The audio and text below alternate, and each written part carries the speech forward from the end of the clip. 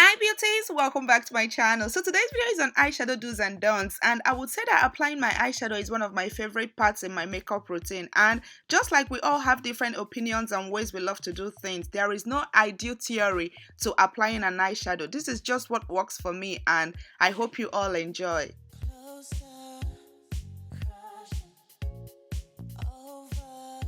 So my first do is to always use an eyeshadow primer. This is a very necessary and important step to take because using a primer will make your eyeshadow last longer, give you the best color payoff of your eyeshadow, and also make your eye makeup blend flawlessly. While on the other hand, you don't want to neglect eyeshadow primers because not using them will make your eyeshadow not adhere properly to the eyes, and also it will appear duller and come out looking patchy. You always need some sort of a base. So my next do is to always use fluffy blending brush for your transitional colors, and this is where knowing your brushes come into play. When applying transitional shades, you need a brush that will help blend out the eyeshadow seamlessly, and my favorites to use are the Sigma E40 and Zoeva 221 Luxe Soft Crease brush. Then on the flip side, you don't want to use stiff or shader brushes to blend out transitional shades because they won't do a good job and won't blend the colors perfectly well.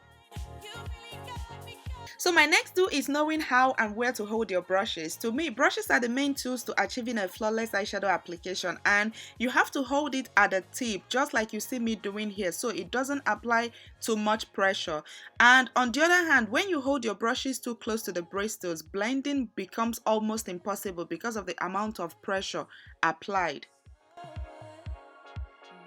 Another do is for the application. Now you always have to use transitional colors, and transitional shades are eyeshadows that will help the other colors you will use later flow, blend and transition seamlessly. And I love to build my transitional shades from lightest to the darker colors so that it will blend and flow flawlessly. And on the other hand, don't go in with darker colors first as transitional shades because they will give you a very harsh cast and will be almost impossible to blend. Next, you should always use matte shadows as transitional and crease colors, and matte is where the colors has no sparkle or shimmer, and I find this to be more flattering and also allows the rest of the shadows to flow. And from this palette, you can see we have about 3 matte shadows, and this works best to be used on the crease and as transitional shades. And here, what you don't want to do is use shimmery shades on the crease or as a transitional color, as this will not coordinate with the other colors and will make the look messy. Also, it will emphasize your crease and make you look older. Here, for packing on eyeshadow on the lid, you definitely need a shader brush. This will help apply and pack on the lid color, which will give you an undiffused color payoff of the eyeshadow. On the flip side, you don't want to use fluffy blending brush to pack on products on the lid because it won't just do the right thing for you. It will move the products around and make it patchy and less pigmented. So the next thing is, when using black eyeshadows, you always want to pick up the product a little at a time and use a small tapered brush so it will be precise. Always remember to tap off any excess off of the brush before applying, and this allows you the ability to build up as you go along and also help with easy blending. Here, what you don't want to do is apply a lot of the black eyeshadow at once, as this will be very difficult to blend and at the end it will give you a very harsh cast.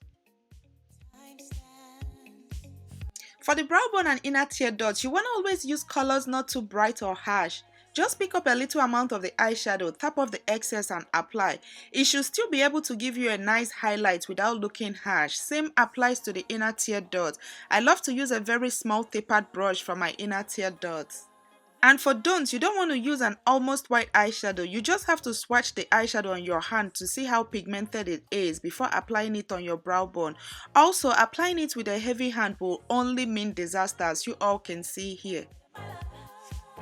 And my last do is to smoke out the under lash line. Not blending your under lash line will leave you looking some type of way, or else you're going for a neutral look. And you can do this with a smaller brush and also picking up a darker color a little at a time, as this will not deposit too much shadow. Also, always remember to blend out the black shadows with a warm color so it doesn't appear too harsh, and this will also give it a softer look. While on the flip side, don't apply a black eyeshadow on the lower lash line without blending it with other warmer colors. colors, as this doesn't look flattering at all. And this, my loves, completes my eyeshadow do's and don'ts. I hope you all enjoyed this video, and don't forget to share this video, like and subscribe, and I will see you all in my next video very, very soon. Bye.